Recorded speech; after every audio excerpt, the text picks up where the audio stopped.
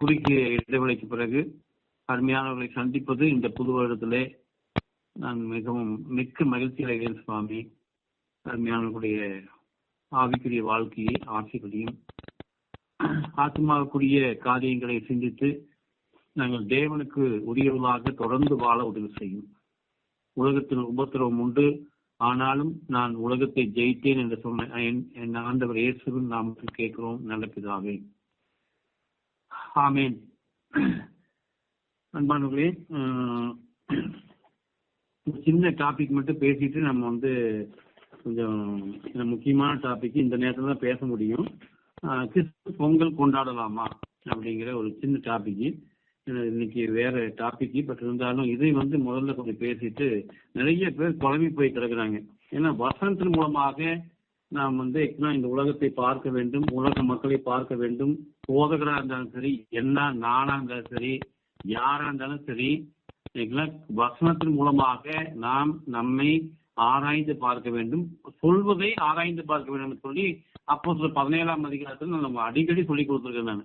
நான் பேசுனது சரியா இல்லையா என்று சொல்லி நீங்கள் போய் தனியாக ஜெபித்து நான் இவர் சொல்லுகிறது கட்டுக்கதையா நல்லதா வசனத்தான் பேசியிருக்கிறாரா என்பதை குறித்து நீங்கள் சிந்திக்க வேண்டும் என்று சொல்லி நான் நிறைய தடவை உங்களுக்கு சொல்லியிருக்கேன். ஆமா, அதான் ஒரு கூட்டுத்தனமாக தமிழக மக்கள் மட்டுமில்ல, உலகத்தில் உள்ள அநேக தமிழ் கிறிஸ்துவ மக்கள் பொங்கல் கொண்டாடலாம் என்று சொல்லி யாரோ ஒரு பெரிய போதகர் சொன்னதை குறித்து அதை திருப்பி இன்ஸ்டாகிராம்ல போட்டு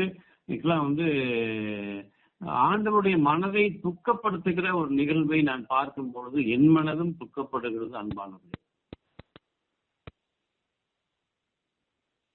ஏன்னா அவர் சொல்றது வேத வாக்குன்னு சொல்லி நான் நம்பினால்தான் என்னுடைய ஆவிக்குரிய வாழ்க்கை 10 வருஷம் இழந்தேன்னு சொல்லியிருக்கேன். நான் ஒரு போதகரை நான் தெய்வமாக ஏற்றுக்கொள்வது நிமித்தமாக எந்த போதகரையும் நீங்கள் தெய்வமாக ஏற்றுக்கொள்ளக்கூடாது.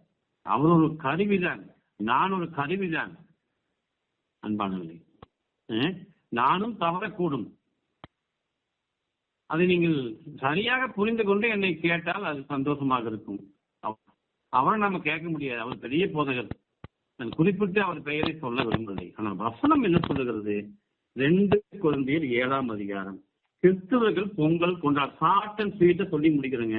இதை மட்டும் நீங்க மைண்ட்ல வச்சுக்கோங்க. கண்டிப்பா மற்றவங்க சொல்லுங்க. நீங்க 2 கொரிந்தியர் 8ஆம் அதிகாரம் நினைக்கிறேன், 7ஆம் அதிகாரம் 6ஆம் அதிகாரம் 14ஆம் அதிகாரம். இதை நீங்க கொஞ்சம் நீங்க மைண்ட்ல வச்சுக்கோங்க, ஹார்ட்ல வச்சுக்கோங்க. கோடிட்டு நீங்கள் இந்த வசனத்தை நீங்கள் கோடிட்டு நீங்கள் வைத்துக் கொள்ள வேண்டும். 14ஆம் வசனம், 2 கொரிந்தியர் 6:14-18 வரைக்கும். அந்நிய நுகத்திலே அவிசுவாசிகளுடன் பிணைக்கப்படாதிருப்பீர்களாக. நீதிக்கும் அநீதிக்கும் சம்பந்தம் ஏது? ஒளிக்கும் இருளுக்கும் ஐக்கியம் ஏது? கிறிஸ்துவுக்கும் பேலியாளுக்கும் இசைவேது? அவிசுவாசியுடன் விசுவாசிக்கு பங்கேது? தேவனுடைய ஆலயத்துக்கும் விக்கிரகங்களுக்கும் சம்பந்தம் ஏது? நான் அவர்களுக்குள்ளே வாசம் பண்ணி அவர்களுக்குள்ளே உலாவி அவர்கள் தேவனாயிருப்பேன், அவர்கள் என் ஜனங்களாய் இருப்பார்கள் என்று தேவன் சொன்னபடி நீங்கள் ஜீவனுள்ள தேவனுடைய ஆலயமாய் இருக்கிறீர்கள். ஆனபடியால் நீங்கள் அவர்கள் நடுவிலிருந்து புறப்பட்டு பிரிந்து போய் அசுத்தமானதை தொடாதிருங்கள் என்று கர்த்தர் சொல்லுகிறார். அப்பொழுது நான் உங்களை ஏற்றுக்கொண்டு உங்களுக்கு பிதாவாய் இருப்பேன், நீங்கள் எனக்கு குமாரரும் குமாரத்திகளாய் இருப்பேன் என்று சர்வ வல்லமை உள்ள கர்த்தர் சொல்லுகிறார் அப்படின்னு சொல்லுது. அதான் ஒரு ஒருத்தர் சொன்னாங்களா, பொங்கல் வாழ்த்துக்கள் சொன்னாங்களா. என்னங்க அதுக்கு மதமே இல்லை, நீங்க என்ன பொங்கல் வாழ்த்துக்கள் சொல்றீங்க சொல்லி நான் தமிழன் என்று சொல்லி அவர் சொன்னாரா. ரொம்ப வேதனையாக இருக்கிறது. தமிழன் தான் இல்லை, அதுக்கு முன்னால கிறிஸ்துவன், கிறிஸ்துவை உடையவன். தமிழனுங்கிறது 2வது. நமக்கு தந்தையை முதலாவது நாம் என்ன பண்ணணும்? உயர்த்தி காண்பிக்க வேண்டும். வாழ்க்கையில உயர்த்தி காண்பிக்க வேண்டும்.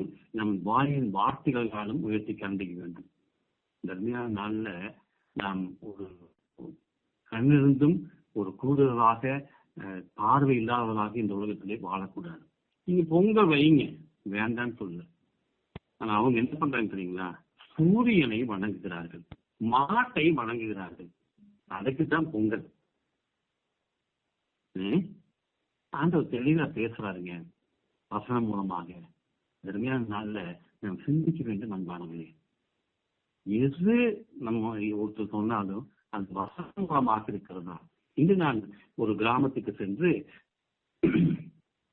சின்ன பிள்ளையோடு பேசிக் கொண்டிருந்தேன். அப்போ ஆண்டவர் சொன்னார், ஒரு வசனத்தை அவர்களுக்கு சொல்லிக் கொடு என்று சொல்லி. வசனம் கதை சொல்லி ஒரு வசனத்துக்கு 3 நிமிஷம் தான் யூடியூப்ல நான் நாளைக்கு போடுறேன் கதைய. 3 நிமிஷம் தான் அது யூடியூப். ஆமா, அதுல உன் தகப்பனையும் தாயையும் கனம் பண்ணுவாயாக, உன் ஆயுசு நாட்கள் எடுத்திருக்கும். இந்த வசனம் தான் அவங்க சொல்லி கொடுத்தாங்க. அந்த பிள்ளைங்க நான் கிறிஸ்டியன்ஸ்னால யாருமே சொல்ல முடியல. நான் வந்து ஆக்சுவலா அது வீடியோ பிடிச்சி நாளைக்கு வந்து ஆக்சுவலா வந்து பிடிச்சிட்டு வந்திருக்கேன். அந்த யூடியூப்ல நாளைக்கு போடுறேன், பாருங்க. வசனம் என்பது ஆண்டவருடைய வார்த்தை, ஆண்டவர் வாயிலிருந்து வந்த வார்த்தை. அந்த வார்த்தையை நீங்கள் நம்புங்கள். அந்த வார்த்தைக்கு நீங்கள் உதாரணமாக முன்மாதிரியாக இருங்கள் அன்பானவர்களே. நீங்க பொங்க வைங்க, வேண்டான்னு சொல்லல. சாப்பிடுங்க, வேண்டான்னு சொல்லல அன்பானவர்களே. ஆனா அசுத்தமானதை தொடாதிருங்கள். நீங்கள் கர்த்தருடைய பிள்ளைகளாக இருந்து அவர்கள் இங்கிருந்து பிரிந்து போய் அசுத்தமானதை தொடாதிருங்கள் என்று கர்த்தர் சொல்லுகிறார். மெடிடேட் பண்ணுங்க, ஒரு நாள் முழுவதும் உட்காருங்க. இனி இந்த காரியத்தை நீங்க பேசாதீங்க. வாழ்த்துக்கள் சொல்ல வேண்டான்னு சொல்லுங்க. ஆனா பொங்கல் வாழ்த்துக்கள் சொல்றது ஆண்டவருக்கு தெரியுமில்ல, அதுக்கு மேல உங்க இஷ்டம். ரைட். இந்த நாள்ல நமக்கு வந்து பேசுகிற ஆண்டவர் காரியம் தலைப்பு, ஆண்டவரும் பேசுகிறார். நம்ம ஆண்டவர் பேசுகிற ஆண்டவர். பிசாசும் ஆண்டவர் போலவே பேசுகிறாங்க. நல்லா கவனிக்கணும். நீங்க நீங்கள் யார் பேச்சை கேட்டு நடந்து கொண்டிருக்கிறீர்கள்?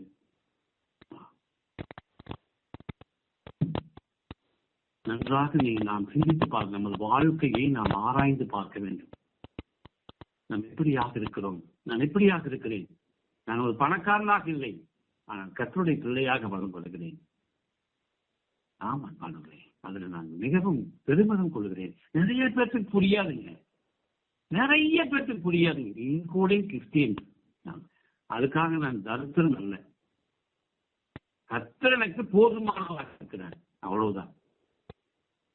அதை விட மேன்மையான ஒன்றும் இல்லை. எனக்கு கர்த்தர் துணை இருக்கிறார், கர்த்தர் எனக்கு தந்தை. ஆம், அது போதும் எனக்கு. அவரெல்லாம் பார்த்துக் கொள்கிறார். ஆம், உன் கிருபை எனக்கு போதும். ஆமா, அவர் கிருபை எனக்கு போதும். ஓகே. ஆதியாகமம் 2ஆம் அதிகாரத்திலே, இன்னைக்கு கொஞ்சம் லேட்டாகும் இருந்தாலும் சீக்கிரமாக சொல்லி முடிக்கிறேன். 2ஆம் அதிகாரத்திலே ஆண்டவர் ஆதாமை படைக்கிறார். 2:7 பார்க்கும் பொழுது, தேவனாகிய கர்த்தர் மனுஷனை பூமியின் மண்ணினாலே உருவாக்கி ஜீவ சுவாசத்தை அவன் நாசியிலே ஊதினார், மனுஷன் ஜீவ ஆத்மாவானான். கடவுள் படைத்த உலகத்திலே நான் உயிரோடு இந்த உலகத்திலே வாழ்ந்து வருகிறேன், அவரை நான் தந்தையாக ஏற்றுக்கொண்டேன் என்று சொல்லி நினைக்கும் பொழுது உண்மையாகவே நான் சந்தோஷப்படுகிறேன். நான் காணும் அந்த சந்தோஷம் நிறைய பேருக்கு இல்லைங்க. கடவுள் படைத்த இந்த உலகம், அதுதான் வேதம் சொல்லுகிறது. அந்த உலகத்திலே நானும் ஒரு மனிதனாக அவருடைய பிள்ளையாக நான் வளர்ந்து மிக்க மகிழ்ச்சி அடைகிறேன். ஆமா, ரைட். ஆதாம படைச்ச பின்னால அப்போ அவனுக்கு தேவையானதெல்லாம் செய்யறாரு. நீங்க அதை அந்த அதிகாரத்தை நீங்க படித்து பார்த்தீங்கன்னா, தண்ணி, அப்புறம் காற்று, மற்ற எல்லாவற்றையும் ஆண்டவர் தருகிறார். இருக்க இடம் எல்லாம் தருகிறார். ஆமா. அப்புறம் கொஞ்சம் தள்ளி போகும்போது ஆதியாகமம் அதே அதிகாரத்துல 15ஆம் வசனத்துல அவனுக்கு வேலை ஒன்றை கொடுக்க வேண்டும் என்று சொல்லி தேவனாகிய கர்த்தர் மனுஷனை ஏதேன் தோட்டத்தில் அழைத்துக் கொண்டு வந்து அதை பண்படுத்தவும் காக்கவும் செய்தார் என்று சொல்லி வேதம் சொல்லுகிறது. அவனுக்கு வேலையை கொடுத்தார். கர்த்தர் பேசிக் கொண்டிருக்கிறார் ஆதாமோடு. நீங்க புரிஞ்சுக்கணும், இதை கேட்டு கொடுக்க நம்மோடும் பேசிக் கொண்டிருக்கிறார். இதை நாம் விசுவாசிக்க வேண்டும். ஆம் அன்பானவர்களே, இதை படிக்கிற, இதை கேட்கிற நாமும் விசுவாசிக்க வேண்டும். ஆதாமுக்கு வேலையை கொடுத்த ஆண்டவர் நமக்கும் வேலையை கொடுத்திருக்கிறார். ஆமா, ஒரே ஒரு சின்ன கருத்தை சொல்றேன். இந்த உலக இந்த இந்த மண்ணை பண்படுத்த நம்ம விவசாயி இல்லை, ஆனா காக்க வேண்டும் என்று சொல்லி இருக்கிறார். இன்னொன்று, இந்த கேரி பேக்கிங் கூட நான் யூஸ் பண்றேன், ரொம்ப வேதனைப்பட்டு சொல்கிறேன், இது பாவமாக எழுகிறேன். ஆறாமுக்கு ஆண்டவர் காக்க சொன்னார் பூமியை, நான் கெடுத்துக் கொண்டிருக்கிறேன் பண்ணுகிறேன். எத்தனை பேர் நீங்க கேரி பேக் யூஸ் பண்றீங்க தெரியல. சீக்கிரமாக நான் அதை தூக்கி எறிய வேண்டும் என்று சொல்லி நான் விரும்புகிறேன், வேண்டுகிறேன், நான் அழுது கொண்டிருக்கிறேன். ஆமா அன்பானவர்களே, ஏன்னா எக்கனாமிக்கு அது ரொம்ப கம்மி. அப்போ நானும் பொருளாதாரத்தில் பின்வாங்கிய நிலையில் இருப்பதால் அதை யூஸ் பண்ணிட்டேன்.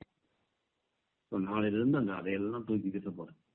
கர்த்தருக்கு பிடிக்காத ஒன்று நம்ம இடத்துல இருக்கக்கூடாது. ஓகே, அடுத்ததாக கர்த்தர் பேசிக் கொண்டிருக்கிற நம்மோடு என்ன பண்றாரு? கர்த்தர் மனுஷனை நோக்கி, நீ தோட்டத்துள்ள சகல வெளிச்சத்தின் கனியும் புசிக்கலாம், ஆனாலும் நன்மை தீமை அறியத்தக்க வெளிச்சத்தின் கனியை புசிக்க வேண்டாம், அதை புசிக்கும் நாளில் சாகவே சாவாய் என்று கட்டளையிட்டார். எவ்வளவோ ஆசீர்வாதங்களை சொன்ன ஆண்டவர் ஒரு கட்டளையும் அந்த மனிதனுக்கு, அவர் படைத்த மனிதனுக்கு, ரைட், நமக்கும் கூட ஒரு கட்டளையை கொடுக்கிறார். அதை நம்ம கீழ்ப்படிய வேண்டும் அல்லவா? நம்ம அந்த பேச்சு கேட்கணுமா? அருமையான ஆதாம் சொன்ன வார்த்தை நமக்கும் சொன்ன வார்த்தை. அப்புறம் அதை சொல்லிட்டு அடுத்ததாக மனிதன் தனிமையாயிருப்பது நல்லதல்ல அப்படின்னு சொல்லி ஏற்ற துணையை உண்டாக்குவேன் என்று சொல்கிறார். ஏற்ற துணையை உண்டாக்குகிறார். அவருடைய விழா இடமிருந்து ஒரு எடுத்து அவருடைய மனைவியை ஏவாளை உருவாக்குகிறார். என்று சந்தோஷமே. முதல் திருமணத்தை ஆண்டவர் இந்த அதிகாரத்தை நடத்தி வைக்கிறார் என்பது மிக ஆச்சரியமான ஒன்று, ஆசீர்வாதமான ஒன்று. முதல் திருமணத்தை தேவன் ஆதாம் ஏவாளுக்கு செய்து வைத்தார். எவ்வளவு பெரிய சந்தோஷம் பாருங்க. ஆண்டவர் பேசிக் கொண்டிருக்கிறார், அவர்களோடு பேசிக் கொண்டிருக்கிறார். அது முதலாம் அதிகாரத்தில் நீங்கள் வந்தார், பிசாசு பேசுகிறார். யாரோடு பேசுகிறார்? தேவனாகிய கர்த்தர் 1 வசனம், உண்டாக்கின சகல காட்டு ஜீவன்களை பார்க்கலும் சர்ப்பமானது தந்திரம் உள்ளதாய் இருந்தது. அந்த ஸ்திரீயை நோக்கி, நீங்கள் தோட்டத்தில் உள்ள சகல விருத்தின் கனியை புசிக்க வேண்டாம் என்று சொன்னது தேவன் சொன்னது உண்டோ? இப்படி ட்ரிக்கா பேசுறான் பாருங்க. இப்படிதான் ட்ரிக்கா பேசணும். என்னோடும் பேசி இருக்கிறான், என்னோடும் பேசிக் கொண்டிருக்கிறான். என்னிடத்தில் வந்துவிடு, நான் பணக்காரன் ஆக்கிறேன் சொல்லி எப்படியோ பேசியிருக்கிறான். நான் சொல்ல ஒரே வார்த்தை, அப்பால ஒரு சாத்தானே, அப்பால ஒரு சாத்தானே. என் தந்தையோடு நான் வாழ்ந்து வருகிறேன், என் கர்த்தரோடு நான் வாழ்ந்து வருகிறேன். இந்த உலகத்திலே நான் படும் பாடுபட்டாலும் நான் கர்த்தருடைய பிள்ளை. ஒருபோதும் இந்த பொருளாதாரத்துக்காக உங்களிடத்தில் வர மாட்டேன். நான் எப்படியாக இருக்கிறோம் ஆண்டவரே? நான் சொல்லுங்க, யோசிச்சு பாருங்க. நம்ம யாரு பேச்சு கேட்கிறோம்? திடீரென்று ஒரு போதகன் சொல்வதை கேட்டு விடுகிறது நிறைய பிள்ளை. அவர் சொன்னதே வேதவாக்கு என்று சொல்லி நானும் அப்படித்தான் என்று நான் காணவில்லை. போதகர் மூலமாகவும் பிசாசு வருவார், ஒரு மனிதன் மூலமாக வருவான். இங்கே சர்ப்பத்தை ஆண்டவர் உதாரணமாக காட்டியிருக்கிறார், அவ்வளவுதான். அன்பானவர்களே, யார் நம்மோடு பேசிக் கொண்டிருக்கிறார்? கொஞ்சம் யோசிச்சு பாருங்க. நீங்க உங்க வாழ்க்கை குறித்து, உங்கள் எண்ணங்களை குறித்து, உங்கள் கற்பனைகளை குறித்து, உங்கள் சிந்தனைகளை குறித்து, இது ஆவிக்குரியதா, இல்ல உலகத்துக்குரியதா, இல்ல பிசாசுக்குரியதா? நீங்க தான் சிந்திக்கணும். கர்த்தருடைய சமூகத்தில் அமர்ந்து, ஆண்டவரே, நான் யாரை நான் பின்பற்றிக் கொண்டிருக்கிறேன்? ஏன்னா ஆண்டவர் போலவே, என்னை போலவே இந்த உலகத்திலே வருவார்கள் என்று சொல்லி ஆண்டவர் எச்சரித்திருக்கிறார். புதிய ஏற்பாடு சொல்லியிருக்கிறார், என்னை போலவே என் வேஷம் தரித்து இந்த உலகத்திலே அநேக மனிதர்கள் வருவார்கள் என்று சொல்லியிருக்கிறார், கொடுத்திருக்கிறார். சரி, இங்க ஸ்ரீ சர்ப்பத்தை பார்த்து, நாங்கள் தோட்டத்தில் உள்ள விருட்சங்களின் கனிகளை குறித்து எப்படி சொல்றாங்க? நம்ம என்ன சொல்றது பாருங்க. ஆறாம் இடத்திலிருந்து காரியங்களை இந்த அம்மா வாங்கிடுச்சு. இங்க என்ன சொல்லப்படுறது பாருங்க. ஆனாலும் தோட்டத்தின் நடுவில் இருக்கிற விருட்சத்தின் கனியை குறித்து தேவன் நீங்கள் சாகாத படிக்கு அதை புசிக்கவும் அதை தொடவும் வேண்டாம் என்று சொன்னா, யார்கிட்ட போய் சொல்றா? யோசிச்சு பாருங்க. இப்படி பாருங்க நீங்க ஒரு நிமிஷம். 3ஆம் அதிகாரத்துல 2ஆம் அதிகாரம் 3ஆம் அதிகாரத்திலேயே இதுதான் பிசாசானவன் அந்த குடும்பத்தை நிர்மூலமாக்குகிற ஒரு காரியத்தை நம்ம பார்க்கிறோம். பிசாசை பூந்து விளையாடுறான் பாருங்க. ஒரு நிமிஷம் கணவனத்துல ஏங்க இப்படி சர்ப்பம் சொல்லுகிறது என்ன செய்வதுன்னு சொல்லி கேட்டிருக்கலாம். ஆனா பலவீனமான பாண்டமாக்கிய பெண்களிடத்தில் தான் பிசாசானவன் தெளிவாக வருவான் என்று சொல்லி இங்கே உதாரணமாக சொல்லப்படுகிறது. நிதானித்துக் கொள்ள வேண்டும் நாம். அப்பொழுது சர்ப்பம் 4ஆம் வசனம் செய்ய நோக்கி நீங்கள் சாகவே சாவதில்லை. என்ன வார்த்தை பாருங்க, நீங்க சாகவே மாட்டீங்க. இப்படித்தான் இந்த அநேக சபைகளில் இந்த ஒரு பொய் வார்த்தையை சொல்லி அந்த விசுவாசிகளை எங்கேயோ பரலோகத்தை கொண்டு போற மாதிரி பாட்டின் மூலமாகவும் பொய் வார்த்தைகள் மூலமாகவும் கட்டுக்கதைகள் மூலமாகவும் திசை திருப்பிக் கொண்டிருக்கிறார்கள். நீங்கள் நிதானித்துக் கொள்ள வேண்டும். ஒருவன் தெளிவாக சத்தியத்தை பேசுவானால் அந்த சபைக்கு கூட்டம் குறைவாகவே வரும். நீங்க புரிஞ்சுக்கீங்க. நான் உதாரணம் சொல்றேன். அதுக்கு தெளிவான வசனம் இருக்கு. குவாலிட்டி எங்க இல்லையோ அந்த கூட்டம் பயங்கரமா இருக்கும். இது சத்தியம்ங்க. ஆமா, சத்தியத்தை பேசுகிற சபை எதுவோ அங்கே கூட்டம் குறைவாகத்தான் இருக்கும். என் நண்பர் நான் அவரை மிகவும் புகழவில்லை, சத்தியத்தை பேசுகிறார் என்கிற அருமையான தேவ மனிதன். அவர் இங்க மீட்டிங் போட்டா, எங்க மீட்டிங் போட்டாலும் 100 பேர் 150 பேருக்கு மேல வரமாட்டாங்க. ஏனென்றால் சத்தியத்தை பேசுகிறார். நீங்க என்ன பாருங்க, இந்த நம்ம குரூப்ல எத்தனை பேர் இருக்கு? அதிகபட்சமா ஒரு 5-6 பேர் தான். சத்தியத்தை பேசும் பொழுது அங்க என்ன ஆகு, அங்க மக்கள் குறைவாகவே இருப்பார்கள். இதை நீங்கள் நிதானித்துக் கொள்ள வேண்டும். எங்கே கூட்டம் அதிகமாக இருக்கோ அங்கே குவாலிட்டி இருக்காதுங்க. நான் ஓப்பனா சொல்றேன். இது வேத வசனம் அப்படித்தான் பேசுகிறது. அருமையான நாள்ல நாம் நிதானித்துக் கொள்ளணும். யார் நம்மோடு பேசிக் கொண்டிருக்கிறார்? ஆண்டவர் போலவே பிசாசு பேசுகிறானா இல்லை ஆண்டவர் பேசுகிறாரா? இங்க பிசாசு ஆதாமுக்குள் நுழைந்தவுடன் என்ன நடக்குறாங்க? பாவத்தை மறைக்கிற தன்மை ஏற்படுகிறது. தன் மனைவி மீது ஆதாம் என்ன பண்றாரு? தேடி வர்றாரு ஆண்டவர்.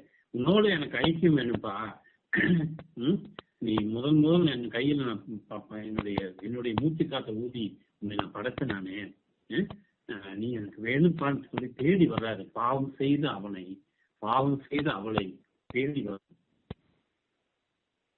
கேள்வி கேட்கிறாரு, எங்கப்பா போன, என்னாச்சுப்பா அப்படின்னு. அதுக்கு அவன் என்ன சொல்றான்னு தெரியுங்களா? மனைவி மீது குற்றம் சாட்டுகிறான். பிசாசு பூந்துருச்சு உள்ள.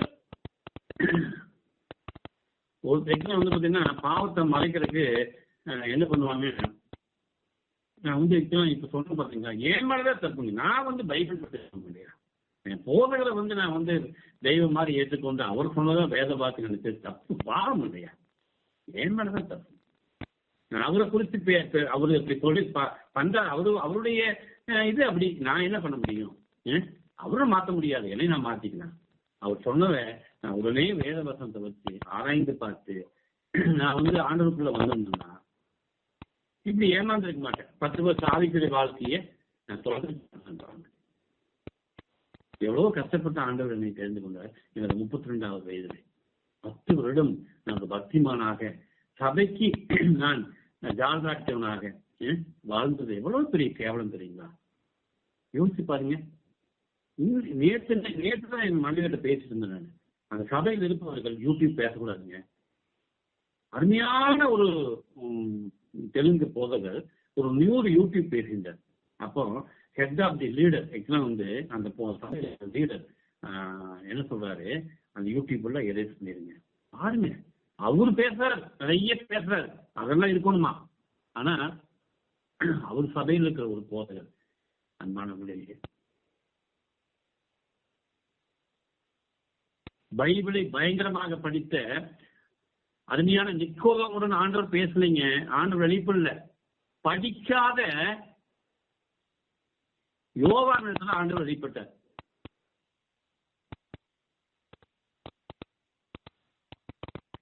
படிக்காத யோவானிடத்துல ஆண்டவர் வெளிப்பட்டார். அதனால நீங்க புரிஞ்சுக்கணும். அப்படியே யோசிச்சு பாருங்க. பைபிள் படிக்கணும் இல்லைன்னு சொன்னீங்க, பைபிள் கத்துக்கணும், வேத வசனங்களை கற்றுக்கொள்ள வேண்டும். பைபிள் காலேஜுக்கு தான் போய் கத்துக்கணும்னு அவசியம் இல்லை. ஆண்டவரோட உட்கார்ந்தா போதுங்க. டைம் இருந்தா படிக்கலாம் இல்லைன்னு சொல்லுங்க.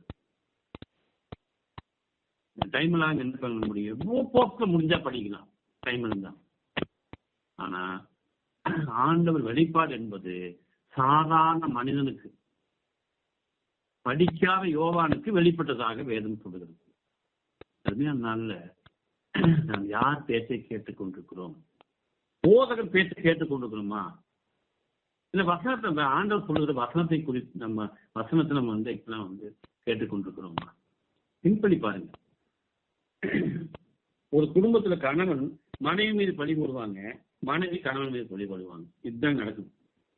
நானே என்னுடைய குடும்பத்துக்கு ஒரு சில நிலைகளில் இன்னைக்கெல்லாம் ஆரம்பத்துல நாங்க வந்து சண்டை போட்டு கிடப்போம். அப்ப வந்து போதகர்கள் எங்களுக்கு வந்து நடுநிலைப்படுத்துவார்கள். அப்ப நான் என்ன பண்ணுவேன்? மனைவி மேல குறை இது பண்ணுவேன். என் மனைவி என் மேல ரைட். இதேதான். அப்பா மகன் மீது, மகள் அப்பா மீது, அம்மா மகள் மீது, மகள் அம்மா மீது. இது நடந்துருக்கு. நிறைய பக்கம் இது நடந்துருக்கு. அப்ப நீங்க யாரை பின்பற்றுறீங்க? நீங்க திங்க் பண்ணி பாருங்க. எப்போது ஒருவர் தன் தவறை ஒத்துக்கொள்கிறாரோ, தன் பாவங்களை மறைக்கிறவன் வாழ்வடைய மாட்டான். அதை அறிக்கிட்டு விட்டு விடுகிறவனோ கர்த்தருடைய விலையேறப்பட்ட இரக்கத்தை பெறுவான் என்று சொல்லி நீதிமொழிகள் 28:13 சொல்லுகிறது. எப்போது ஒருவர் தன் தவறை, தன் பாவத்தை ஒத்துக்கொள்கிறாரோ அப்போதுதான் அவர் கர்த்தருடைய பிள்ளை. அவர் தான் கர்த்தருடைய ஊழியர். யாருங்க வந்து நான் இப்ப தப்பு பண்ணிட்டேங்க, இப்படி வந்து நடந்து போற பாவையில என்னோட ஒரு அருமையான ஒரு வாலிப பெண் வந்ததுங்க, தப்பா எண்ணம் கொண்டுங்க அப்படின்னு சொல்லி ஏதாச்சும் ஒரு ஸ்டேஜ்ல யாராச்சும் சொல்லிக்கிறாங்களா? பின்பணி பாருங்க. யாராச்சும் ஒரு ஊழியக்காரம்மா எதிரே வருகிற ஒரு வாலிபனை பார்த்து, இப்பொழுது நான் வெற்றியோடு பார்த்தேன். அப்போ ஆண்டவர் பேசினார். என்ன பேசினாரு? ஒரு ஆணை இச்சையோடு பார்க்கிற எவனும் அவனோடு தவறாக நடந்தாயிற்று. அப்ப இந்த எச்சரிப்பு எனக்கு வந்தது. அப்புறம் என்ன பண்ண? நிதானிச்சுட்டேன். யாராவது சொல்றாங்களா? திங்க் பண்ணி பாருங்க. எல்லாத்துக்கும் நினைவுகள், எண்ணங்கள் ஒரே மாதிரி தானுங்க. கண்டிப்பா சபலம் இருக்குங்க, இல்லைன்னு சொல்லவே இல்லைங்க. ஆனா அதை மேற்கொள்ளவே ஆண்டோடைய பிள்ளை. நீங்க புரிஞ்சுக்கணும். நான் இப்படி இருந்தேங்க, இப்படி மாற்றப்பட்டேங்க, இப்படி திருந்தங்க, திருந்த பணத்தெல்லாம் திருப்பி கொடுத்துங்க, யாராச்சும் ஒரு போதகர் சொல்றாரா? ரொம்ப குறைவான ஒரு நிலையில் தான் இருக்கு. 1%, 2% தான் இருக்கு. தன் பாவத்தை ஒத்துக்கொள்ளுவர் யார்? அடிக்கடி ஒரு ஒரு பெரிய ஊழியக்காரை பற்றி சொல்லுவேன். அவர் தவறான ஒரு உறவை அடைந்ததாகவும் அதை வந்து பிரசங்க மேடையில் சொன்னதாகவும், அப்ப அவரோட சொன்ன என்னங்க இப்படி 60 சொல்லி நீங்க பிரசங்கத்தை ஆரம்பிக்கிறீங்க? அப்ப அவர் சொன்னாரா, என் பிரசங்கத்தை கேட்பவர்கள் யாராவது ஒருவர் நான் செய்த தவறை பின்னால திரும்பி பார்த்துட்டாங்கன்னா அவர் கர்த்தரை விட்டு வெளியே போயிடுவார், கர்த்தரை பின்பற்ற மாட்டார். அதை விட பாவம் வேற ஒன்றும் இல்லை என்று சொல்லி அவர் சொன்னார். நான் சொல்லிக்கிறேன். தாவீது தன் பாவத்தை ஒத்துக்கொள்ளுகிறார். மறைக்கலை, தப்பு பண்ணிட்டா, ஓகே. அப்ப தாவீதுக்கு நாத்தான் என்ன பண்றார்? கர்த்தர் நாத்தானை தாவீதுக்கு அனுப்புகிறார். நாத்தான் ஒரு தீர்க்கதரிசி, தாவீது ஒரு ராஜா. என்னையே நீங்க எல்லாம் சொல்லி கேட்கணுமா அப்படின்னு ஒரு வார்த்தை பேசிக்கலாம். ஆனா அதை புரிய வச்சு அது பாவம் என்று உணர்ந்த உடனே அவன் என்ன சொல்றான்? 2 சாமுவேல் 12:13 நான் கர்த்தருக்கு விரோதமாக பாவம் செய்தேன், அறிக்கையிடுதல். அங்க எத்தனை பேர் அந்த சபையில் இருந்தாங்க, அந்த அரண்மனையில் இருந்தாங்க எனக்கு தெரியாது. ஆனா இந்த ஸ்டேட்மெண்ட், நான் கர்த்தருக்கு விரோதமாக பாவம் செய்தேன். உடனே ஒத்துக்கொண்டார். இதுதாங்க ஆண்டவர் பேசுகிறது. ஆண்டவர் பேசுனா எப்படி இருக்கும்? அங்க பரிசுத்த ஆவியானவர் அங்க வேலை செய்வார். அதனாலதான் சங்கீதம் 51 எழுதினார். அருமையா எழுதினார் அருமையான தாவீது. கர்த்தர் இந்த செய்தி மூலமாக உங்களோடு பேசிக் கொண்டிருக்கிறார். தினமும் நமக்கு எண்ணத்தின் மூலமாக, சிந்தத்தின் மூலமாக, கற்பனை மூலமாக ஒரு சில விதமான தவறுகள் ஏற்படலாம். தொடர்ந்து ஏற்படலாம் என்று சொல்ல விரும்பல. நான் ஏற்படலாம். இன்னைக்கு நான் ஒரு வீட்டுக்கு நான் சென்ற பொழுது அந்த வாலிப பெண் டிஷர்ட் போட்டிருந்தாங்க. அப்போ சொன்னேன், இதை போட்டுக்கொண்டு நீ வெளியே போகாதே. வயதுக்கு வந்த பிள்ளை, நீ விதை போட்டுக்கொண்டு வெளியே செல்லக்கூடாது. இது உன் படுக்கை அறைக்கு மட்டும் நீ போட்டுக்கொள் என்று சொல்லி நான் சொன்னேன். ஏனென்றால் அப்படின்னு சொல்லி ஏனென்றால் உங்களுக்கே தெரியும், நான் சொல்ல வேண்டிய அவசியம் இல்லை. ஆமா, நல்ல வஸ்திரத்தின் மூலமாக, நம் உடையின் மூலமாக நாம் கர்த்தரை வெளிப்படுத்த வேண்டும். அப்போ அந்த பொண்ணு சரிங்க அங்கிள் அப்படின்னு மாதிரி வார்த்தை சொல்லுச்சு. அருமையான நாள்ல நாம் ஒத்துக்கொள்கிறோமா? கர்த்தருடைய வார்த்தையை கேட்டுக்கொண்டிருந்தால், கர்த்தர் நம்மோடு பேசிக் கொண்டிருந்தால், நம் மீது ஒரு தவறை ஒருவர் சொன்னால், உண்மையாகவே அது இருந்தால் நாம் எங்கிருந்தாலும் அதை ஒத்துக்கொள்ள வேண்டும். எந்த போதகர் ஒத்துக்கொள்கிறார்? எந்த சபை விசுவாசி ஒத்துக்கொள்கிறார்? திங்க் பண்ணி பாருங்க. எல்லாம் அப்படிங்க, இப்படிங்க, அதைங்க, இதைங்க எல்லாம் பெருமையில அடிப்பாங்க. ஆண்டவரை பத்தி பெருமை அடிக்கிறது ஒண்ணு, ரைட், பரவாயில்ல. அதுக்கெல்லாம் ஆண்டவர் மயங்கவெல்லாம் மாட்டாருங்க. அவர் வாழ்க்கையில நடந்த காரியத்தில் அப்படி ஆச்சு இப்படி ஆச்சுன்னு சொல்றது அது ஒரு பெருமை. இதுலயே மிகப்பெரிய ஒரு பாவம் பக்திக்குரிய பெருமை. நான் தாழ்மை என்று சொல்லிக்கொண்டு பெருமை அடிப்பவன். அப்படியே அந்த பிரசங்கத்துல எல்லாத்தையும் மயங்கி கொண்டு வர பிரசங்கத்திலங்க ஒரு மனம் திரும்ப வேண்டும், தன் பாவங்களை ஒத்துக்கொள்ள வேண்டும். அதுதாங்க பிரசங்கம். ஆண்டவர் பிரசங்கம் பண்ணாரு, எனக்கு புருஷன் இல்லை என்று சொன்னார் அருமையான சமாரியத்தை. நான் திருடன் என்று சொன்னால் பகை.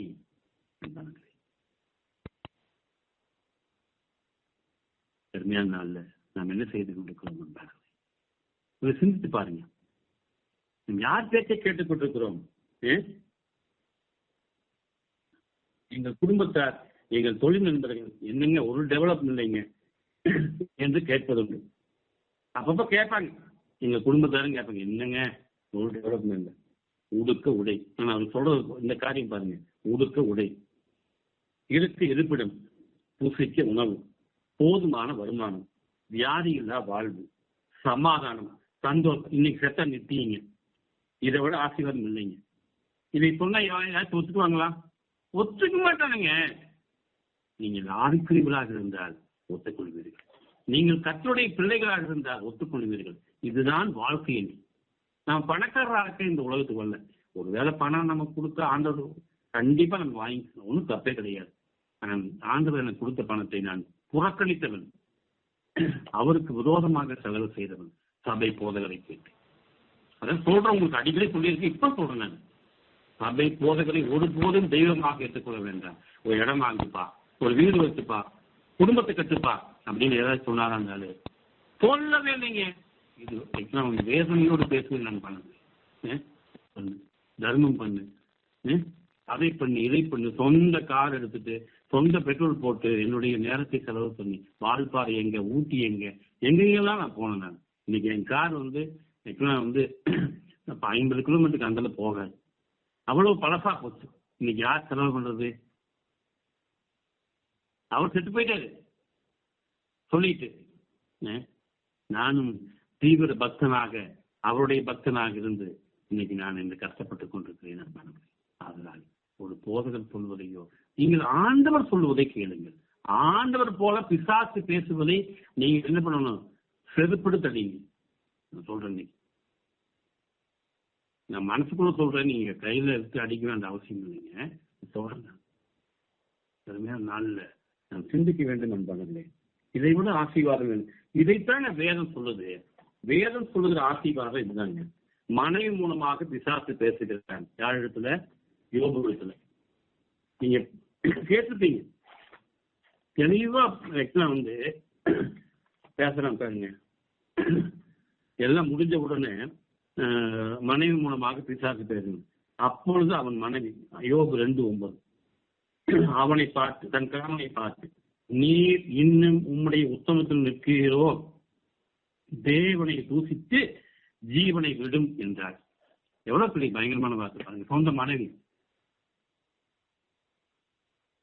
அருமையானவர்களே, அருமையான நாள்ல சாத்தான் யோபுடைய மனைவியின் மூலமாக யோபுடன் பேசுவதை பார்க்கிறோம். கர்த்தர் யோபு மூலமாக மனைவியோடு பேசுகிற வார்த்தை என்ன? அதற்கு யோபு என்ன சொல்றாரு? நீ பைத்தியக்காரி போல பேசுகிறாய். தேவன் கையிலே நன்மையை பெற்ற நாம் தீமையும் பெற வேண்டாமோ என்றார். இது எல்லாவற்றிலும் யோபு தன் உதவியினால் பாவம் செய்யவில்லை என்று சொல்லி வேதம் தெளிவாக சொல்லுகிறது. ஆண்டவரே, அன்பானவர்களே, மனைவி மூலமாக கூட வரலாம், வீட்டார் மூலமாக கூட, போதர்கள் மூலமாக பிசாசு வருவான். நீங்க தான் தெரிஞ்சுக்கணும் என்ன பண்றது ஏது பண்றதுன்னு சொல்லி. நமக்கு கொடுக்கப்பட்டது வேத புத்தகம், நமக்கு வழிகாட்டிங்க. இது அன்பின் கடிதங்க. இதுதான் முக்கியம். இதை விட வேறு பொக்கிஷம் ஒன்றும் இல்லை. இதை படிச்சு நம்ம என்ன பண்ணணும்? ஆண்டவரை பிடிச்சுக்கணும். சும்மா அந்த பிரசங்கத்தை கேட்டே இருக்கக்கூடாதுங்க. கேட்கலாங்க, இல்லைன்னு சொல்றேன். யூடியூப் பிடிச்சுக்குவாங்க, பிரசங்கத்தை பிடிச்சுக்குவாங்க, சண்டே சர்ச்சு பிரசங்கத்தை பிடிச்சுக்குவாங்க. நான் வேண்டான்னு சொல்றீங்க, அதெல்லாம் சப்ஸ்டியூட், 2வது 3வது ஏதோ ஒரு டானிக் மாதிரி. உணவு இல்லை உணவு வேண்டான்னு சொல்லிட்டு சும்மா ட்ரிக்ஸ் கட்டிட்டே இருந்த எப்படி சொல்லுங்க? திங்க் பண்ணி பாருங்க நீங்க. சென்னையில ஃபெலிக்ஸ் என்ற ஒரு மனிதன் என்னோடு பேசினார். ஊழியக்காரர் அறிமுகப்படுத்திட்டார். டிஷர்ட் வேணுங்க, திருப்பூர்ல யாராச்சும் ஒருத்தர் அறிமுகப்படுத்தணும்னு சொல்லி ஒருத்தர் அறிமுகப்படுத்தி விட்டார். அவரும் செஞ்சு கொடுத்தாரு. தினமும் 10 கால் பண்ணுவாருங்க. நானும் சலிக்காத அவருக்கு பதில் சொல்லுவேன். அந்த ஆர்டர் அவருக்கு கிடைச்சிருச்சு. அவரும் ஒரு கம்பெனிக்கு சப்ளை பண்ணி காசு வாங்கிட்டாரு. இவருக்கு செட்டில் பண்ணிட்டாரு. அதுக்கு பின்னால் அவர் சொன்னாரு, சார் 10,000 இருக்குது சார், ஏதாச்சும் ஒரு ஹோமுக்கு நான் பண்ணணும் சார் அப்படின்னு சொன்னார். நானும் சரி, ஒரு நன்றியோட தம்பி பேசுறாருன்னு சொல்லிட்டு என்னுடைய நாகப்பட்டினம் ஊழிய ஹோமோடெல்லாம் என்ன பண்ணேன், போட்டோ போட்டு அவருக்கு தெரிவித்தேன். 1 நாள் ஆச்சு, 2 நாள் ஆச்சு, 3 நாள் ஆச்சு, ஒன்றும் பேசவே இல்லை. அவர் அந்த ஊழியக்காரத்தில் சொல்லிட்டாரா, கர்த்தருடைய சித்தம் இல்லை, கர்த்தருடைய சித்தம் இருந்தால் மட்டுமே செய்வேன் என்று சொன்னார். 38 வயசாச்சுங்க, இன்னும் கல்யாணம் வீட்டில் லவ் ஃபெயிலியரா? இதை கர்த்தருடைய சித்தமா? யோசிச்சு பாருங்க. அவரோடு கர்த்தர் பேசுகிறாரா இல்ல பிசாசு பேசுகிறாரா? நீங்களே யோசிச்சு பாருங்க. இந்த சப்பளை கொடுத்தா பாருங்க, மோசஸ்னு ஒரு தம்பி, அவருக்கு நான் சொன்னேன், தம்பி நீ 40,000 ஆர்டர் வாங்கி நீங்க கேஷ் வாங்கி கொடுத்துட்டேன், நீ எனக்கு ஒரு காணிக்கை அனுப்ப வேண்டாம், ஒரு ஏழை ஒருக்கு ஒரு 1000 ரூபாய் அனுப்பிச்சுன்னு சொல்லி சொன்னேன். கர்த்தர் என்னோடு பேசினார். நல்லா புரிஞ்சுக்கணும். நீங்க என் மூலமாக அவரோடு பேசினார். கொஞ்சம் பொறுங்க, நான் போடுறேன்னு சொல்லி போட்டுவிட்டாருங்க. 1 மாசம் கழிச்சு போட்டுவிட்டாரு. ஆனா 1000 ரூபாய் போட்டுவிட்டாரு. இது கர்த்தர் பேசுனதா இல்ல அந்த ஆள் சொன்னது கர்த்தர் பேசுனதா? நீங்களே யோசிச்சு பாருங்க, நிதானிச்சு பாருங்க. நீங்க நான் எனக்கு 10,000 ரூபாய் வேணும்னு சொல்லவே இல்லைங்க. எனக்கு இல்லைங்க, இது இந்த ஹோமுக்கு நான் இதுன்னு கூட சொன்னேன். அரிசி பருப்பு இதெல்லாம் கூட லிஸ்ட் அனுப்புறேன்ப்பா, அதையும் கூட நீங்க வாங்கி கொடுத்துருன்னு சொன்னேன். கர்த்தருடைய சித்தம் இல்லையா? ஏங்க நான் அவனுக்கு ஏகப்பட்ட ஹெல்ப் பண்ணிட்டு உட்காந்துக்கிறேன். அப்ப அதான் அந்த ஊழியக்காரர் சொன்னாங்க, இந்த மாதிரி ஆளை அறிமுகப்படுத்துறாரு. எங்கிட்டவே கர்த்தருடைய சித்தம் இல்லைங்களா? கர்த்தருடைய சுத்தமா லவ் பண்றது சொல்லுங்க. லவ் ஃபெயிலியர் தாடி விட்டு நீ இருக்கிறீங்க, இது கர்த்தருடைய சித்தமா? நீ கர்த்தருடைய பிள்ளையா பிசாசு பிள்ளையா? அன்பானவர்களே, இந்த பிரசங்கத்தின் மூலமாக கர்த்தர் உங்களோடு பேசிக் கொண்டிருக்கிறார். பிசாசு பேசுவதை நீங்கள் கேட்டு ஏமாந்து போகாதீர்கள். ஏகப்பட்ட ஏமாற்றம் அடைந்தவனாக உங்கள் முன்னால் இருக்கிறேன். ஆம் என்பானுங்க. அப்போ சபையில 4:32 அருமையா ஒரு அங்க சபையில் என்ன நடக்குது, எல்லாத்தையும் கொண்டு சமமாக வைக்கணும், எல்லாருக்கும் சமமா பிரிச்சுட்டான்னு சொல்லிட்டு அங்கே என்ன பண்றாங்க, அந்த அந்த சபையில் இருக்கிற அருமையான பேரு யாக்கோபு இவங்க எல்லாம் முடிவு பண்றாங்க. அந்த சபையில தான் அனனியா சபீரா என்பது இருக்காங்க. வல்லமையான சபைங்க, அப்போ சபைங்க. அந்த சபைக்குள்ள பிசாசு பூதுறான். அப்படிப்பட்ட சபைக்குள்ளேயே பிசாசு பூதுனா இந்த சாதாரண சபைகளுக்குள்ள பிசாசு பூதான் இருக்காங்க. யோசிச்சு பாருங்க, திங்க் பண்ணி பாருங்க. நீங்க தர்மியான நாள்ல நாம் சிந்திக்க வேண்டும் என்பாங்க. நம்மோடு கர்த்தர் பேசுகிறாரா, இல்ல கர்த்தர் மாதிரி இருக்கிற பிசாசு பேசுறாங்க? அனனியா சபையத்தில் பேசுறது யார்? அருமையான சபைங்க. அந்த மாதிரி சபை இருக்குதா தெரியல. அப்படிப்பட்ட சபையிலே சாத்தான் நுழைந்து அனனியா சபையிடம் மூலமாக எனக்குலாம் ஒரு பயங்கரமான ஒரு உயிர்ப்பலி ஏற்படுவதாக வேதம் நமக்கு சொல்லுகிறது. சாத்தான் பேச்சை கேட்ட நிலை நமக்கு ஒரு தேவ பயத்தை ஏற்படுத்த வேண்டும். அநேக சபை போதகள் அநேக சபை மூலமாக இயேசுவை போலவே பேசுகிறார். 10,000 பேர் ஒரு சபையில கூடுறாங்க. இது தமிழ்நாட்டுல மிக்க மகிழ்ச்சிங்க. ஆனா அந்த போதகர் ஆத்மாவை குறிச்சே பேசுனீங்க, எல்லாம் உலகத்தை குறிச்சே பேசுறாரு. தன்னுடைய விசுவாசிகளை உலகத்துக்கு ஏதுவாக நடத்துவதற்காக சபை ஆரம்பிக்கப்படல, ஆத்மாவை குறித்து பேசி நித்தியத்துக்கு கொண்டு போகத்தான். அந்த 10,000 பேசுற ஒருத்தர் இருந்தா அவர் பரலோகத்துக்கு போவாரா என்பது நிச்சயம் இல்லை. அந்த 10,000 பேர் அவர் கொடுக்கப்பட்ட முக்கியமான பொறுப்புங்க. அவங்கள சரியான வழியில நடத்தணும். அதனால நான் சொல்றது என்னன்னா, கூட்டம் எங்கேயும் அதிகமா இருக்குதோ அங்க நீங்க தயவு செஞ்சு போகாதீங்க. போங்க, ஆனா அவரு சொல்றத கேட்டு நீங்க வராதீங்க. அதை எடுத்து பாருங்க. நான் இல்லைன்னு சொல்லிங்க, இருக்குல்ல, பைபிள் எடுத்து படிங்க. அவர் சொன்னது சரியா, கட்டுக்கதை விடுறாரா? இல்ல நான் கட்டுக்கதை விட்டுருக்கேன்னா நான் பெருமைப்படலைங்க, நான் சின்னவன் தான். நான் சத்தியத்தை பேசுறேன்னா நீங்க இயேசுவை பின்பற்றுங்க, என்ன நீங்க பின்பற்ற வேண்டாம் அன்பானவர்களே. ஆனா ஆண்டவர் பேசுவதை போல இருக்கிற பிசாசை ஒருபோதும் பின்பற்றாதீர்கள், நீங்கள் ஏமாந்து போவீர்கள். திடீரென்று ஒரு மரணம் வந்தால் எத்தனை நாள் நீங்க சர்ச்சைக்கு போயிருந்தாலும் அப்புறம் நீங்க தீர்த்து அடைய முடியாது. இயேசுவை பின்பற்றுவது போலதான் இருக்கும். ஆனா நீங்க ட்ராக் மாதிரி படிச்சிருக்கீங்க. உங்கள் சென்ற சிந்தனைகள் வேறு விதமாக இருக்கும், எண்ணங்கள் வேறு விதமாக இருக்கும். ஆம் அன்பானது, உங்கள் கற்பனைகள் வேறு விதமாக இருக்கும், உங்கள் நடக்கை வேறு விதமாக இருக்கும். நமக்கே தெரியாதுங்க. அப்படியே ட்ராக் மாற்றி இந்த அருமையான அன்னைய சபையை கொண்டு போனா பாத்தீங்களா, முதலாக படைத்த ஏவாளை கொண்டு போனா பாத்தீங்களா, ஆதாம் கொண்டு போனா பாத்தீங்களா, அந்த மாதிரி ட்ராக் மாறி அப்படியே தந்திரமா கொண்டு போவோம். ஆமா, கடவுளை போல பேசுகிற மனிதர்கள். அன்பானவர்களே, நீங்கள் கண்டுபிடிக்க வேண்டும் அன்பானவர்களே, பிசாசு ஆண்டவருடைய பேசினான். மத்தேயு 4ஆம் அதிகாரத்தில் பதிவு செய்யப்பட்டிருக்கிறது. நேரம் அதிகமாக குறைவாக இருப்பதால் நான் முடிச்சிருந்தேன். மத்தேயு 4:3-4 பிசாசு பேசுறான், மத்தேயு 4:5-6 பிசாசு பேசுறான், மத்தேயு 4:8-9-10 பிசாசு பேசுறான். 3 தடவை பேசுறான். அதுக்கு ஆண்டவர் என்ன பண்ணி கொடுத்தாரு நீங்களே படிச்சு பார்த்துக்கணும்.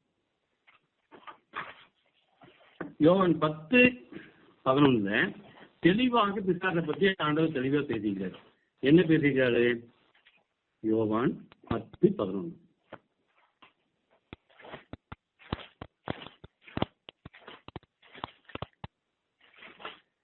திருடன் திருடன் அவனை ஆண்டவர் என்ன சொல்றாரு? திருடனுங்கிறார். திருடனுக்கு வேற என்ன? திருடன் தான் உங்கள் ஆத்மாவை திருடுவது. அவனுக்கு திருடுதா தெரியும், அப்புறம் அடுத்தது கொல்ல தெரியும், அழிக்க தெரியும். திருடன் திருடவும் கொல்லவும் அழிக்கவும் வருகிறான் என்று வேறொன்றுக்கும் வரான். நானும் அவனுக்கு ஜீவன் உண்டாயிருக்கவும் அது பரிபூர்ணப்படவும் உண்டு. நானே நல்ல மேய்ப்பன், ஆடுகளுக்காக தன் ஜீவனை கொடுக்கிறார். இப்போ நான் ரத்தம் கொடுத்ததும் உங்களுக்கு சொன்னேன். இத்தனை நாள் நான் பெட்டு கொடுத்துருக்கேன். ஆக்சுவலா நான் எனக்கு அந்த வெளிப்பாடே கிடையாது. என்னுடைய நண்பர் அருமையான ஒரு இவாஞ்சலிஸ்ட். அவர் வந்து அடிக்கடி பிளட் 3 மாசம் 4 மாசம் கொடுக்குறது. உங்கள் உடம்பு நன்றாக இருந்தால் நீங்களும் போய் கொடுக்கலாம், தப்பு கிடையாது. அவர் என்ன சொன்னார் தெரியுங்களா? நானே நல்ல மேய்ப்பன், ஆண்டவர் நல்ல மேய்ப்பன். ஓகே, நல்ல மேய்ப்பன் ஆடுகளுக்காக ஜீவனையும் கொடுக்கிறார். ஓகே, அப்ப நம்ம உயிரை நம்ம கொடுக்க முடியாது, ஆனா ரத்தத்தை கொடுக்கலாம். இந்த வெளிப்பாடு எனக்கு ரொம்ப ஆச்சரியமாக இருந்தது. இத்தனை வருடமாக ஆண்டவரை நான் பின்பற்றுகிறேன். இந்த ரத்தம் கொடுக்கறதுல ஜீவனை கொடுக்க நாங்க கொடுக்குறோம்.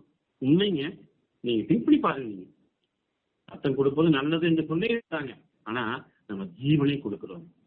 அது எனக்கு செய்யலாம் இல்லையா? நமக்கு ரத்தம் இருந்தா தாராளமாக ஒரு டொனேட் பண்ணலாம். வருஷத்துக்கு ஒரு முறையாவது, நல்லா இருந்தா வருஷத்துக்கு 3 முறை பண்ணலாம், 4 முறையே பண்ணலாம். நல்லா இருந்தா என் வயசுக்கு நான் வருஷத்துக்கு 2 முறை செய்யலாம் என்று சொல்லி யோசித்துக் கொண்டிருக்கிறேன். ஒரு தடவை முடிஞ்சது, அடுத்தது மார்ச் ஏப்ரல்ல 1 தடவை, 3 to 4 monthsல ஜீவனை கொடுப்பது. ஜீவனை கொடுக்காங்களா ரஜி? மெய்ப்பனாய் இராதவனும் ஆடுகள் தனக்கு சொந்தமுலாவன கூலியால் ஓனாய் வருவதை கண்டு ஆடுகளை விட்டு ஓடி போறான். அப்போது ஓனாய் ஆடுகளை பீறி அவரை சிதறடிக்கும். கூலியால் கூலிக்காக வேலை செய்வனாபடியால் ஆடுகளுக்காக அவன் கவலைப்பட மாட்டான். நீங்க பாருங்க, ரொம்ப லாஸ் ஆயிட்டுங்க, வாழ்க்கையில் ரொம்ப இழந்துட்டுங்க அப்படின்னு சொல்லி ஒரு சர்ச்சைக்கு போய் நீங்க ஆக்சுவலா நீங்க நின்னா பொருளாதாரத்துக்கு ஏதாவது உதவி பண்ண நினைக்கிறீங்களா? உங்களுக்கு ஏதாவது ஜெபம் மட்டும் சொல்லுவாங்க, அவ்வளவுதான். ஜெபம் என்பது செயல். அருமையான நாள்ல ஆண்டவர் செய்வாருங்க. ஆண்டோட பிள்ளையாக இருந்து அவன் என்ன செய்கிறான்? இருக்கிறாங்க, நல்லவர்கள் இருக்கிறாங்க. இன்னைக்கும் எனக்கு தெரிஞ்ச ஒரு போதகர் பிச்சைக்காரர்களுக்கு குழுவில் பிராங்க்லின் என்கிற அருமையான நண்பர் தன் வாழ்க்கையே ஒப்படைத்து பிச்சைக்காரர்களுக்காக, முதியோர்களுக்காக அப்படியே வார பிரேயர் வச்சு ஏதோ ஒன்று கொடுக்குறாரு. பாத்ரூமும் கட்டி கொடுக்குறாரு, நல்ல வேலையும் வாங்கி கொடுக்குது, என்னமோ பண்றாரு. ஏழை எளிய மக்களை நேசிப்பதே உண்மையான ஊழியம் என்று சொல்லி அருமையான மனிதன் செய்து கொண்டிருக்கிறார். அதுக்கு TSA ஓனர் டோனர் பெரும் பணக்காரர் கொடுக்கணும்ல, மாசம் 1 lakh to 2 lakh செலவு பண்றாரு தன்னோட சொந்த பணத்துல. கத்தருக்கு நான் மகிழ்ச்சி அடைகிறேன். சரி, ஒரே ஒரு காரியத்தை சொல்லி முடிக்கிறேன். கடந்த 1ஆம் தேதி அநேக போகைகள் பொய் வாக்குறுதல் கொடுத்துருப்பாங்க. மனது நினைக்க மாட்டான், அவனுக்கு உன்னை விட்டு விலகுவதும் இல்லை, உன்னை கைவிடுவதும் இல்லைன்னு ஒரு வாக்குறுதி கொடுத்துருப்பாங்க. ஆனா அதுக்கு முன்னால் என்ன இருக்குது? உன் நியாயபரமான புத்தகத்தை நீ விட்டு உன்னை வாயை விட்டு பிரியாது நிபந்தனை வாக்குறுத்தல். அப்ப என்ன சொல்றாங்க அவங்க? இதை சொல்றாங்களா? அப்ப நீங்க அவங்க யாரு நீங்களே கண்டுபிடிச்சுக்கீங்க. அதே மாதிரி உபாகமம் 28ல அருமையா ஆண்டவர் சொல்றாரு, இதை செஞ்சா இப்படிப்பட்ட ஆசீர்வாதங்கள் என்று சொல்லி. அருமையான இந்த நாள்ல நாம் சிந்திப்போம். இதுவரை நீங்கள் இதெல்லாம் பிசாசு பேச்சை கேட்டு இருந்தீங்கன்னா நீங்க ஆக்சுவலா கொஞ்சம் கேட்டிருக்கலாம், கொஞ்சம் கேட்காம இருந்திருக்கலாம், ஆண்டவர் பேச்சை கேட்டுருக்கலாம். இப்ப ஒருவேளை ஏதாச்சும் டிஸ்டர்பன்ஸ் இருந்தா மனம் திரும்புங்கள், ஆண்டவர் மன்னிப்பு கேளுங்க. ஆண்டவரே, ஏற்பட்ட ஒரு வசனத்தை விட்டுட்டு போதகர் பின்னால போயிட்டேன், போதகர் பின்னால போயிட்டு நான் என்னை மன்னிச்சிருந்தேன். உண்மை போலவே பேசுறாரு இருந்தாலும் அதனால அவரை பின்பற்றி இருந்தான், என்னை மன்னிச்சிருந்தேன். கூட்டம் அதிகமா இருந்தது சொல்லி நான் ஏமாந்துட்டாண்டவரே, என்னை மன்னிச்சிருந்தாண்டவரே. ஒரு வசனம் வாழ்வு பொக்கிஷம், அதை நான் பின்பற்ற வேண்டும். உங்களுக்கு பிள்ளையாகவே இந்த உலகத்தில் இருந்து வாழ்ந்து மறிக்க வேண்டும். உங்களை பார்க்க நான் வர வேண்டும். ஜெபிப்போமா? அன்புடைய சுவாமி, தர்மையான நாளுக்காக நன்றி. நாங்கள் யாரை பின்பற்றுகிறோம் என்பதை கண்டுபிடித்து உண்மை பின்பற்ற உதவி செய்யும். அநேகர் இது கடினமான உபதேசம் என்று சொல்லி இருந்த பொழுது அநேகர் சீசர்கள் உண்மை விட்டு போனார்கள். நாங்கள் இது நல்ல உபதேசம் என்று நாங்கள் விரும்புகிறோம், வேண்டுகிறோம். ஆம் ஆண்டவரே, நாங்கள் எதையும் நாங்கள் கேட்கவில்லை. உமது